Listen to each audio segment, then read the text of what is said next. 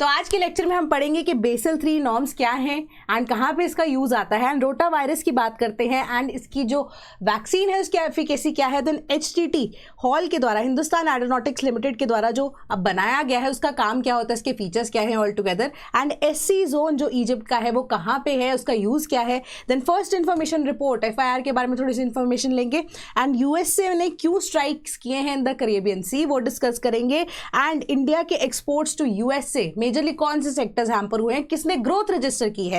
And H1B visa जो है उसकी मेंटेनेबिलिटी अब USA के अंदर ही with respect to regional laws आप देखोगे कि वो चैलेंज की गई है, राइट। तो ये सब चीजों को आज डिस्कस करेंगे 18 अक्टूबर के करंट अफेयर्स के मल्टीपल चॉइस क्वेश्चंस के साथ। एंड सोर्स की अगर हम बात करें तो the Hindu is the only source. तो डिस्कस करते हैं सबसे पहली न्यूज आपकी कि SBI raises 7500 crore via bond issuance. तो बॉन्ड के बारे में आपको पहले ही बता चुकी हूँ। बॉन्ड के कॉन्सेप्ट में आपको क्या होता है कि जब मार्केट से आप लिक्विडिटी एक्सट्रैक्ट करने की बात करते हो बट आपको यहाँ पर इन्वेस्टमेंट भी रेज करनी है, बट बॉन्ड क्या होती है एक लॉन्ग टर्म यहाँ पर आपका जो पैसा है वो लग जाता है, ठीक है। बॉन्ड के केस में अगर आप देखोगे कि यील्ड का कॉन्सेप्ट हम पहले ही पढ़ चुके हैं, ठीक है, कि बॉन्ड का अब अगर आपकी फेस वैल्यू होगी तो उसकी यील्ड ऑटोमेटिकली आप देखोगे कि प्रॉफिटेबिलिटी जो है वो ऑपोजिट चलती है, ठीक है। कि इन दैट सिचुएशन अगर आप देखोगे कि आपकी जो न्यूज है ये कॉन्टेक्स्ट में बात करती है कि बॉन्ड एक्चुअली में इशू किए जाते हैं तो वो किसका पार्ट बनते हैं, तो वो बेसल 3 के अकॉर्डिंगली टियर 2 में बॉन्ड इशुएंस की गई है। तो इसके पीछे का यहाँ पर रीजन क्या है, बेसल 3 क्या है, कंप्लायंस है यहाँ पर बैंकिंग सिस्टम की इंटरनेशनल लेवल पे। अगर हम देखें बेसल 1 नॉर्म्स जो है वो निकाले गए थे बैंकिंग सिस्टम को फैसिलिटेट करने के लिए, सिमिलर तरीके से बेसल 2 नॉर्म्स निकाले गए थे बट दोनों के दोनों कहीं ना कहीं फेल हो गए। तो बेसल 3 नॉर्म्स जो है इनको निकाला गया बैंकिंग सिस्टम को ऑल टुगेदर थोड़ा सा और मजबूत बनाने के लिए। एंड इंटरनेशनल लेवल्स पे अगर आप देखोगे कि लोन्स किस बेसिस पे देने हैं एंड जितना जो आपके नॉन परफॉर्मिंग एसेट्स हैं या मार्केट की इंटरफेरेंस है उसकी वजह से ज्यादा जो लॉसेज यहां पर हो रहे थे उनको कैसे कवर किया जा सकता है। तो ऑल टुगेदर आपके बेसल 3 नॉर्म्स यही कहते हैं। बॉन्ड्स के इशुएंस के केसेस में हमारे पास एक फेस वैल्यू होती है, ठीक है। फेस वैल्यू अगर आपकी बॉन्ड की फॉर एग्जांपल आज 10 रुपए है, ठीक है, आगे 10 साल में हमें नहीं पता। बॉन्ड्स के केसेस में आपको ये चीजों को लेकर श्योरिटी नहीं होती है कि आपको प्रॉफिट ही प्रॉफिट मिलेगा। यहाँ पर कई बार ऐसा होता है कि फेस वैल्यू उसकी 10 रुपए है, लेटर ऑन जब 10 साल बाद आप लोगे कि वो 8 रुपए आपको जो है उसकी फेस वैल्यू रह जाए। तो अब बॉन्ड के केस में अगर आपने 10 रुपए लगाए हैं तो वो 10 रुपए ही रहेंगे, ठीक है। तो ना प्रॉफिट ना लॉस, ऐसी वाली सिचुएशन नहीं है। बस आपको थोड़ा बहुत यहाँ पर यील्ड के बेसिस पे जो आप देखोगे कि मिलता रहेगा पैसा, ठीक है, वो भी at the time of maturity मिलता रहेगा, पेबल एनुअली भी होता रहेगा। कई बार आप मेच्योरिटी के टाइम पे भी इसको ले सकते हो। तो ऑल टुगेदर ये जो प्रोसेस है वो चलता रहेगा। बट फेस वैल्यू के साथ अगर आप यील्ड को देखोगे तो वो ऑपोजिट कॉन्सेप्ट में चलेगा। एंड दिस इज कि अगर आपने पैसा 10 रुपए लगाया है, ठीक है, तो आप जो है यील्ड कंसिडर क्या कर सकते हो सकता है मार्केट रेट में जाके आगे 10 साल बाद उसकी प्राइस अगर कम हो जाती है तो ऑल टुगेदर आपको तो यील्ड जो है वो 10 रुपए के हिसाब से मिलेगी, ठीक है। तो इसी के कॉन्सेप्ट में आप देखोगे कि बॉन्ड का जो पैसा है वो लॉन्ग टर्म ज्यादा इन्वेस्ट किया जाता है। तो बेसल 3 के बेसिस पे अगर हम देखें आपकी पहली स्टेटमेंट क्या कह रही है, it was introduced in the year of 2009। Tier 1 capital under Basel 3 is more liquid as compared to tier 2 capital. Which of the statements above is or are correct? इसका करेक्ट आंसर क्या है, option number B. Second statement बिल्कुल correct है हमारी। जो basal 3 norms है वो 2010 के अंदर लॉन्च किए गए थे बेस्ड ऑन के 2008 एंड 9 के अंदर जो हमने देखा कि बैंकिंग सिस्टम्स ने क्या किया था, एक टियर 3 भी पहले एग्जिस्ट करता था। अगर आप देखोगे बेसल 2 के नॉर्म्स के अंडर टियर 3 भी एग्जिस्ट करता था।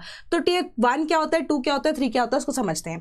टियर 1 वो जो बैंकिंग केसेस में अगर हम देखें फाइनेंशियल्स होते हैं जो कि डायरेक्टली अब विजिबल होते हैं किसके ऊपर, बैलेंस शीट के ऊपर, कि ये बैंक की बैलेंस शीट है, इसके अंदर इतना उन्होंने रेवेन्यू जनरेट किया, इतनी उनकी इनकम थी, इतने उनके एक्सपेंसेस है, so on and so fourth. अब ये होती है सबसे ज्यादा लिक्विड, मोस्ट लिक्विड होती है, ठीक है। आप यहाँ पर देखो देन टियर 2 जो हमारे पास कैपिटल होती है वो थोड़ा सा आप कह सकते हो कि रिजिड होती है। रिजिड में क्या होता है कि जैसे सपोज कीजिए कि इन्होंने बैंक्स ने कहीं से प्रॉफिट जनरेट किया जो कि ऑफ द रिकॉर्ड होता है, यहाँ पर डायरेक्टली उसके बारे में इंफॉर्मेशन यहाँ पर फाइनेंशियल्स में नहीं दी गई होती। जैसे कि अब कोई बॉन्ड्स के थ्रू पैसा जो आता है, जो अब डिविडेंड्स उनको देने हैं बट उनको जो यहाँ पर प्रॉफिट हो रहा है, तो इन दैट सिचुएशन क्या हो रहा है, तो वो पैसा जो है अब टियर 2 के अंदर यहाँ पर सबमिट होगा जो कि अब लेस लिक्विड होगा, ठीक है, एज कंपेयर टू टियर 1। तो इन दैट सिचुएशन क्या होगा कि ये सिर्फ और सिर्फ उस टाइम पे यूज होता है कि इन केस के बैंक जो है वो लिक्विडिटी या उनको जो लॉसेस इनकर हो रहे हैं।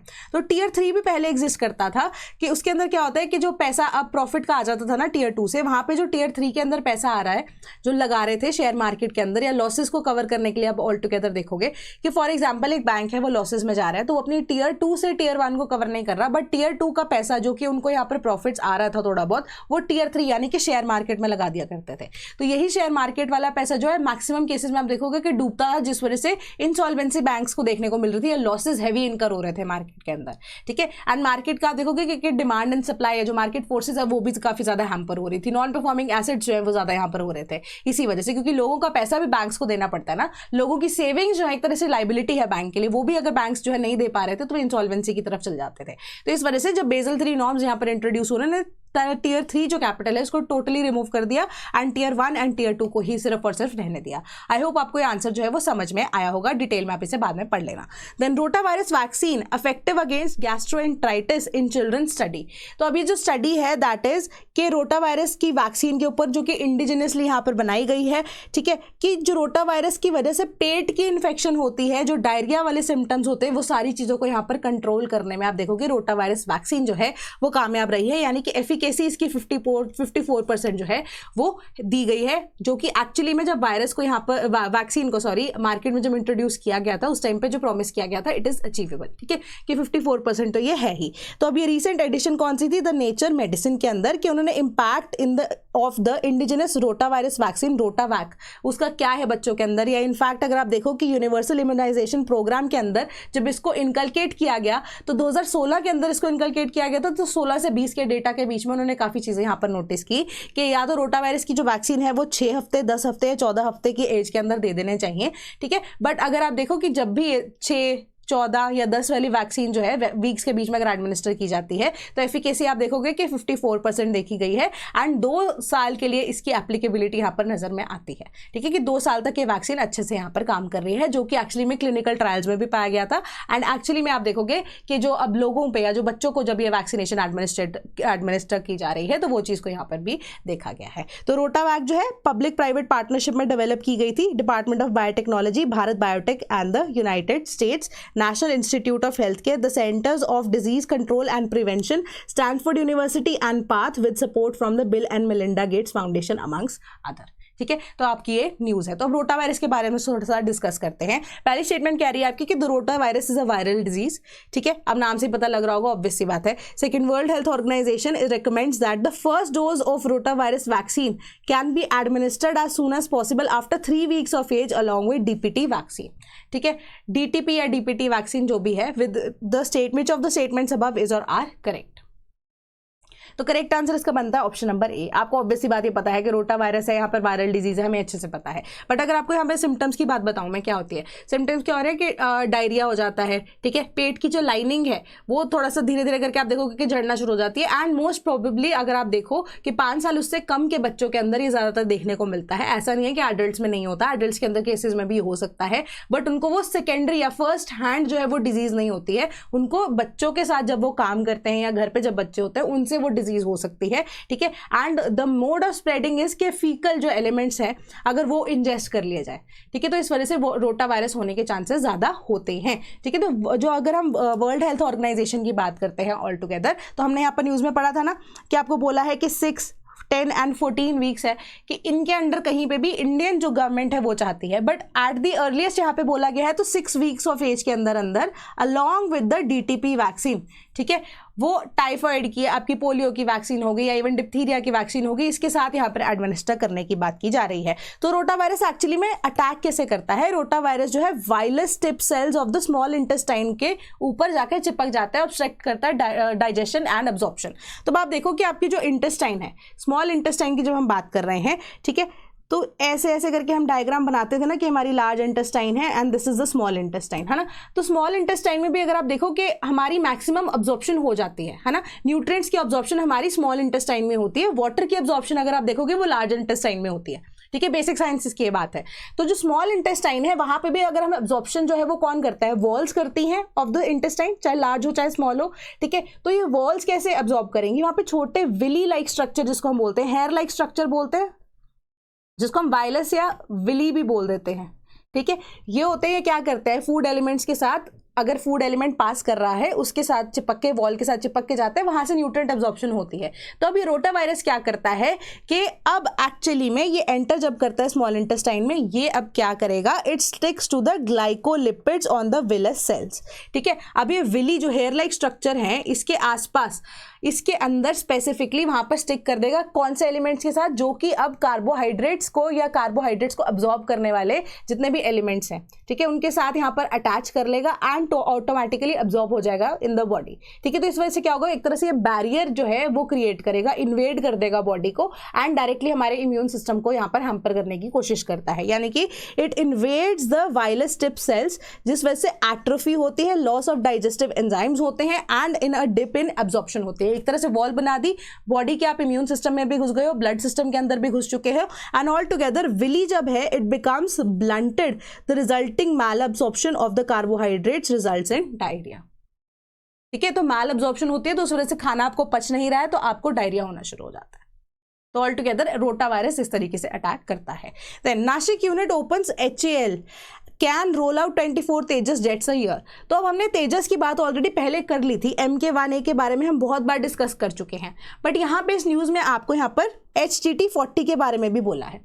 ठीक है, HTT40 जो है उसकी भी एक प्रोडक्शन लाइन यहाँ पे खुलने की बात हो रही है। ठीक है, तो ऑल टुगेदर यहाँ पर जो तेजस है उसको भी इंट्रोड्यूस किया जाना है, जो कि इंडिजिनसली डेवलप्ड है एंड जो राजनाथ सिंह हैं उन्होंने यहाँ पर उस तीसरी लाइन जो है with respect to Tejas MK1A उसको इनॉग्रेट किया and second line for HTT40 जो है उसको अब लॉन्च किया है। तो मेजर आइडिया यहाँ पर क्या है कि इंडिजिनसली हम प्रोड्यूस करें खुद के ही एयरक्राफ्ट। तो उन्होंने यहाँ पे यही बोला कि जब 2014 में उन्होंने गवर्नमेंट जो पावर में आई उसके बाद उन्होंने देखा कि 60 to 70% जो हम कॉन्सेप्ट्स हैं इवन की या जो आइडियाज़ है, जो नॉलेज शेयरिंग है या इवन की पार्ट्स हैं वो हम इंपोर्ट करते थे, बट अब वही बिल्कुल उल्टा हो चुका है, वो इंडिजिनसली हम डेवलप करते हैं।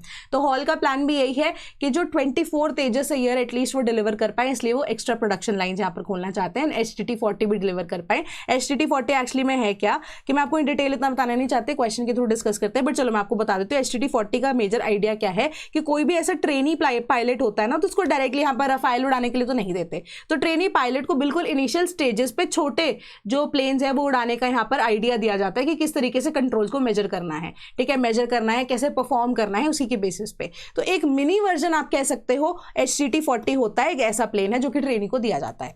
तो अब इन डिटेल क्वेश्चन के थ्रू समझते हैं कि इसके क्या क्या फीचर्स हैं। Consider the following: fixed wing craft, all metal airframe design, turboprop engine, piston powered engine, top speed of 450 km per hour. Which among the following is not correct about HTT40? ठीक है, A 1 and 3 only, B 2 and 4 only, C 4 only, D 5 only. The correct answer is option number C. ठीक है, only number 4 कि यहाँ पर जो आपका ये HTT40 है, एक तो ये छोटा है, ठीक है, एक फिक्स्ड विंग एयरक्राफ्ट है, ऑल मेटल एयरफ्रेम डिजाइन है, इसके अंदर आपको देखने को मिलेगा टर्बो प्रॉप इंजन यहाँ पर देखने को मिलेगा, यानी कि टर्बो को रेप्लिकेट करेगा, बट एक्चुअली में ना ये जेट इंजन है ना ये पिस्टन पावर इंजन है। ठीक है, तो इसकी top speed 450 kilometres per hour की आपको देखने को मिलेगी। ऑल टुगेदर वेट जो है 2.8 टन का ये लेके चल सकता है, मैक्सिमम रेंज 1000 किलोमीटर की आपको देखने को यहाँ पर मिल रही है। हिंदुस्तान एरोनॉटिक्स लिमिटेड जो है इसको डेवलप कर रहा है, that is Hindustan turbo trainer 40 इसका नाम है, जो कि बेसिक ट्रेनर एयरक्राफ्ट है, HAL के द्वारा बनाया गया। ठीक है, तो टर्बो प्रॉप एयरक्राफ्ट जो है वो टर्बो प्रॉप इंजन का यूज करता है रादर देन अ पिस्टन पावर्ड इंजन और अ जेट इंजन। मतलब कि एक से ज्यादा गैस टरबाइन इंजन हैं जो कि कनेक्टेड होते हैं गियर बॉक्स से, जो कि अब प्रोपेलर को चलाने में या एयरक्राफ्ट को चलाने में, मूव करने में हेल्प करते हैं, ताकि एयर जो है इसके थ्रू पास हो सके, एक एग्जॉस्ट सिस्टम यहाँ पर बन सके। लोअर ऑपरेटिंग कॉस्ट होते हैं जेट्स के अकॉर्डिंगली, तो ट्रेनीज के लिए हेल्पफुल होते हैं। देन आपकी नेक्स्ट न्यूज क्या कह रही है? Resolution of Palestine question necessary for IMEC, Egyptian finance minister. तो अब आपको मैंने एक चीज बोली थी कि जब इजिप्शियन लोग या फिर जो उनके प्रेसिडेंट है या उनके फाइनेंस मिनिस्टर जैसे इंडिया आए हैं, ठीक है, तो in that situation what will happen कि अब वो चाहेंगे कि जो IMEC है वो इजिप्ट के थ्रू होकर निकले। ठीक है, क्योंकि हमने डिस्कस किया था अबाउट हाइफा पोर्ट, जो कि अब कहाँ पर है, इजराइल के अंदर है। बट सिंस 2 साल से आप देख रहे हो, 2 साल से क्या भी थोड़ा टाइम से यहाँ पर वॉर ही चल रहा है पैलेस्टीन वाले सिचुएशन से, तो आईएमएफ का जो काम है वो रुका हुआ है, ठीक है। तो आईएमएफ जो है वो अब यूएस से अप्रूव्ड है, तो एक तरह से आप कह सकते हो कि इजराइल की वजह से काम रुका हुआ है। तो इजिप्ट वुड वांट कि वो भी वहाँ से थोड़ा सा पैसा जो है वो ले सके, इन्वेस्टमेंट जो है वहाँ से डायरेक्ट कर सके। तो all together what will happen is कि आईएमएफ का हिस्सा इजिप्ट भी यहाँ पर बनना चाहेगा कि उनके पोर्ट्स की यूजेज जो है वो हो सके, अदरवाइज वो रिडंडेंट हो जाएंगे इनकेस अगर हाइफा पोर्ट ऑपरेशनल हो जाता है। एंड जो सिचुएशन है वो अगर देखोगे इजराइल एंड पैलेस्टीन की बिल्कुल नॉर्मल भी हो जाती है तो थोड़ा सा स्टेबिलिटी यहाँ पर इशू रहेगा, ठीक है। तो विद रिस्पेक्ट टू दैट अब वो क्या चाहते हैं कि India also invest in what SC zone. SC zone क्या है, सुएज कैनाल इकोनॉमिक जोन, ठीक है। वहां पे इंडिया इन्वेस्ट करे। दूसरा, इजिप्ट ने यहाँ पर अपना इंटरेस्ट दिखाया है आईएमएफ को ज्वाइन करने के लिए कि हाइफा पोर्ट तो एग्जिस्ट कर ही रहा है, बट उसके अलावा आप हमारे सुएज कैनाल वाले रूट को इजीली यूज कर सकते हो। तो आप इस वजह से क्या कर सकते हो, जो आपके पैसे भी बचेंगे, इजिप्ट भी थोड़ा सा पैसा कमा लेगा एंड ईजिली आपको एक ट्रेड रूट जो है वो भी मिल जाएगा। तो आईएमएफ को आप एक्सपैंड कर सकते हो इन दैट सिचुएशन। तो अब ये एससी जोन एक्चुअली में है क्या, that is Suez Canal Economic zone, जहाँ पे रशिया, चाइना, बहुत सारी ऐसी कंट्रीज है जिन्होंने अपने छोटे आप कह सकते हो कि बिजनेस कॉम्प्लेक्सेस जो है वहां पर बनाए हुए हैं, ठीक है। तो इससे क्या होगा कि उनको एक तो पोर्ट्स की एक्सेसिबिलिटी मिल जाती है।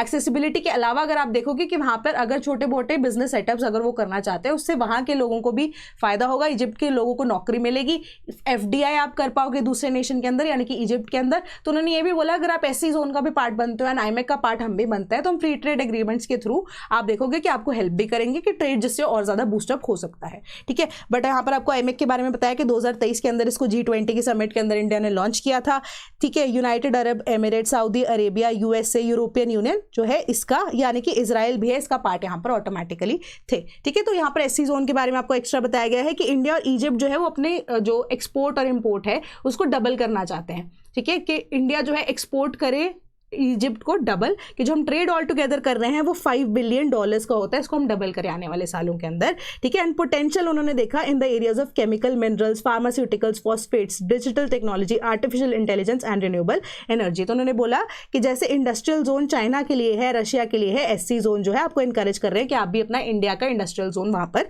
खोलो, कि India would be able to export goods beyond Egypt with its population of 120 million to a market of more than 2 billion inhabitants, जो कि Africa, South America, Europe, Arab countries से कनेक्ट आपको करेंगे इजिप्शियन पोर्ट्स के through और free trade agreements के through, ठीक है। अब इसी के अकॉर्डिंग क्वेश्चन देख लेते हैं। The SC zone was established in the year 2015। Second, SC zone is a 455 kilometre zone and is governed by General Authority for Suez Canal Economic Zone. Which of the statements above is are correct? Correct answer is option number C, दोनों की दोनों statements correct है। 2015 में Egypt की government ने ये सोचा कि हम ऐसा जोन जो है इकोनॉमिकली जो हमारे लिए वाइबल हो, जो एफडीआई लेकर आए एंड पोर्ट्स की एक्सेसिबिलिटी मिल सके, उसको इस्टेब्लिश करें।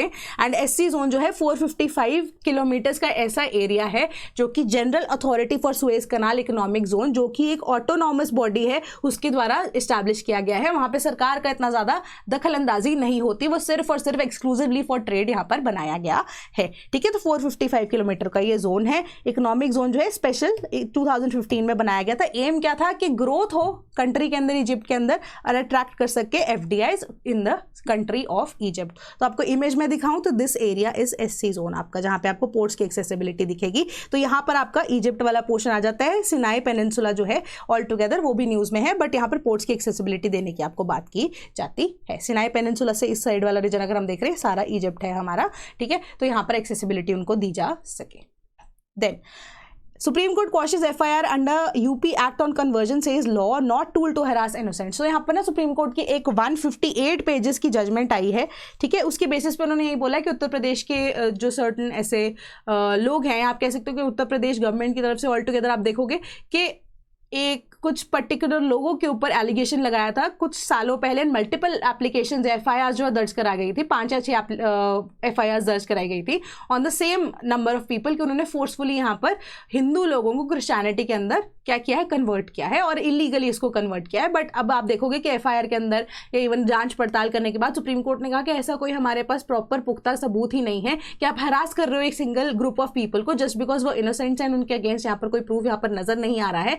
बेंच ने यही स्टेट किया कि रिपीटेड रजिस्ट्रेशन सेम ही केस में सेम एफआईआर के जो है वो क्या करती है, अंडरमाइन करती है fairness of the investigative process और एक्सपोज करती है एक्यूज को टू अनवारंटेड हरासमेंट, कि आप सिर्फ एक चंद लोगों की हरासमेंट कर रहे हो, क्योंकि हम देख रहे हैं कि ना वहाँ पर विटनेस दिख रहे हैं, विटनेस से किसी ने कंप्लेंट नहीं की इसी चीज़ को लेकर, विटनेस जो है अपनी नॉर्मल रूटीन ऑफ रिलीजन यहाँ पर फॉलो कर रहे हैं, ठीक है, जिसको वो ओरिजिनली बिलोंग करते थे। ऐसा तो कुछ नजर में नहीं आ रहा कि 5 या 6 में से एक आधा विक्टिम जो वो आ भी गया, उन्होंने बोला कि हम तो अपनी खुद की रिलीजन को यहाँ पर फॉलो कर रहे हैं, कि जो एफआईआर 2022 में लॉन्च की गई थी वो हमारी तरफ से तो बिल्कुल गलत है, ठीक है। तो ये चीज़ यहाँ पर उन्होंने बोला कि हरासमेंट जो है एफआईआर के थ्रू आप नहीं कर सकते हो। तो क्वेश्चन एफआईआर के ऊपर इंपॉर्टेंट है, देख लेते हैं। FIRs can be filed solely in the case of cognizable offenses. Second statement कह रही है FIR can be in written only. Which of the statements above are correct? Correct answer is option number D, none of these, ठीक है, कि FIR जो है सिर्फ solely in the case of cognizable offences नहीं होती है, जो कि एक जनरल सेंस आपको लॉ में बताई जाती है कि एफआईआर के जो एलिमेंट्स है उसके अंदर कॉग्निजेबल ऑफेंस होना बहुत जरूरी है। ऐसा नहीं होता। सोनली वर्ड पहली चीज तो आपको एक्सट्रीम स्टेटमेंट की बात करता है। कॉग्निजेबल ऑफेंस के अंदर एफआईआर जो है वो इजिली फाइल हो जाती है, इसीलिए उसको बोला जाता है cognizable offence. In the first instance क्या होता है, वो ऑफेंस जिसमें विदाउट वारंट पुलिस इन्वेस्टिगेशन के बाद अरेस्ट कर सकती है। नॉन कॉग्निजेबल ऑफेंसेस वो ऑफेंसेस होते हैं जहां पे आपको रिक्वायरमेंट होती है फॉर वारंट। तो अब अगर एफआईआर जो है जब वो लॉन्च करना भी चाहते हो आप in case of non cognizable offences, तो वो भी अंडर सेक्शन, अब आप मुझे ढूंढ के बताओगे, मैं आपको ऑप्शन दे रही हूँ, 153 है या 155 ऑफ सीआरपीसी है, उसके अंडर जो है रजिस्टर की जा सकती है।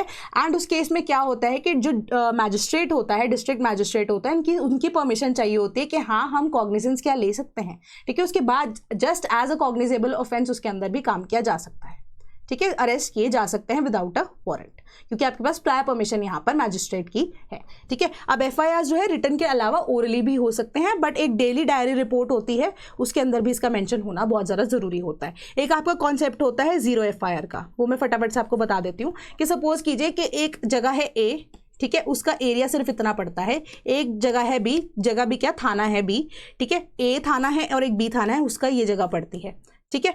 अब कोई भी अगर वारदात सपोज कीजिए बी थाने की जुरिस्डिक्शन के अंदर होता है, ठीक है, बट रिपोर्ट या एफआईआर जो है वो दर्ज करने के लिए ए थाने में कोई लोग पहुंच जाते हैं जस्ट बिकॉज उनको नहीं पता जुरिस्डिक्शन कौन से थाने की पड़ती है।